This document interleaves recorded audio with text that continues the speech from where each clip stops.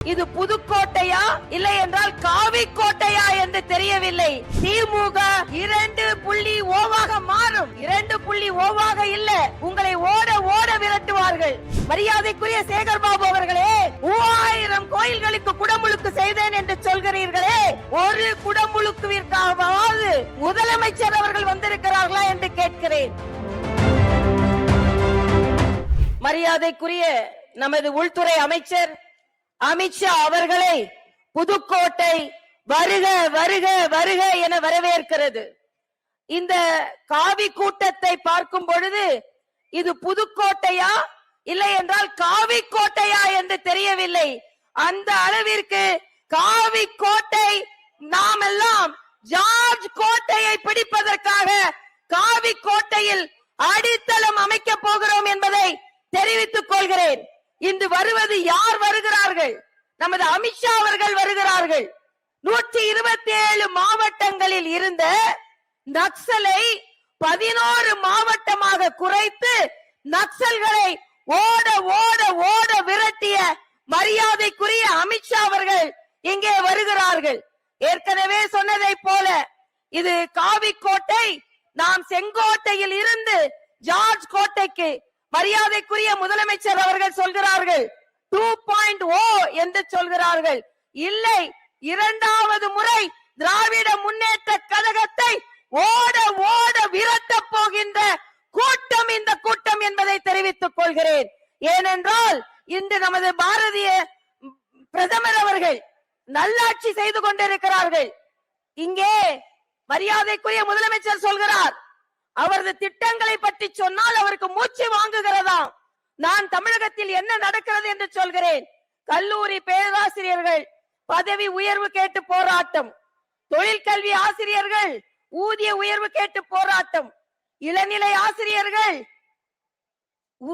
ஊதியம் கேட்டு போராட்டம், மருத்துவர்கள் தொழில்நுட்ப பணியாளர்கள் ஊதிய பாக்கி கேட்டு போராட்டம், எய்ட்ஸ் கட்டுப்பாடு ஊழியர்கள் ஊதியம் கேட்டு போராட்டம், செவிலியர்கள் பணிச்சுமை அதிகரிப்பு கேட்டு போராட்டம், அங்கன்வாடி பணியாளர்கள் ஓய்வூதியம் கேட்டு போராட்டம், சத்துணவு பணியாளர்கள் உரிமை மறுக்கப்பட்டு போராட்டம், தூய்மை பணியாளர்கள் பணி நிரந்தர போராட்டம், நெடுஞ்சாலை பணியாளர்கள் போராட்டம்.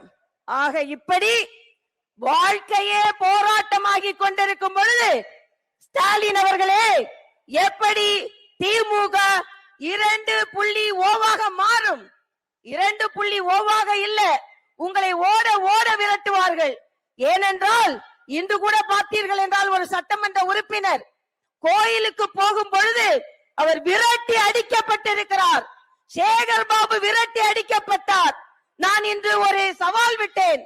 மரியாதைக்குரிய சேகர்பாபு அவர்களே, 3000 கோயில்களுக்கு குடமுழுக்கு செய்தேன் என்று சொல்கிறீர்களே, ஒரு குடமுழுக்குவிற்காவது முதலமைச்சர் அவர்கள் வந்திருக்கிறார்களா என்று கேட்கிறேன்.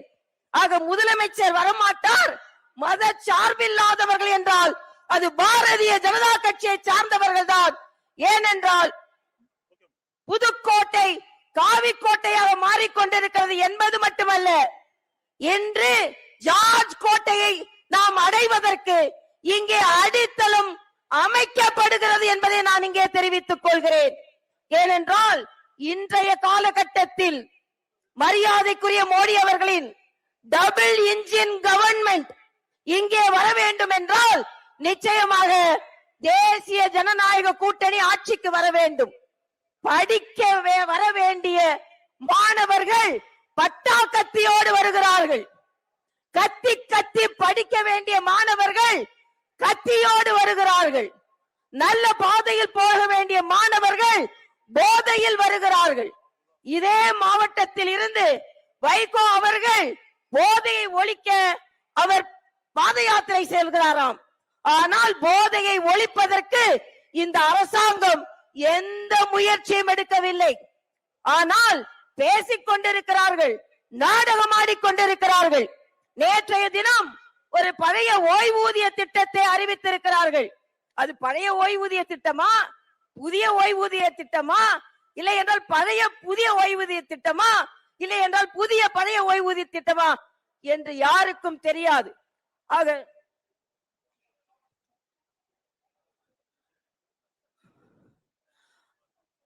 அதனால் இன்று சொல்கிறேன், தமிழகத்தில் தேசிய ஜனநாயக கூட்டணி வந்தால் மட்டுமே பெண்கள் பாதுகாப்பாக இருக்க முடியும், மாணவர்கள் பாதுகாப்பாக இருக்க முடியும், படிப்பவர்கள் பாதுகாப்பாக இருக்க முடியும்.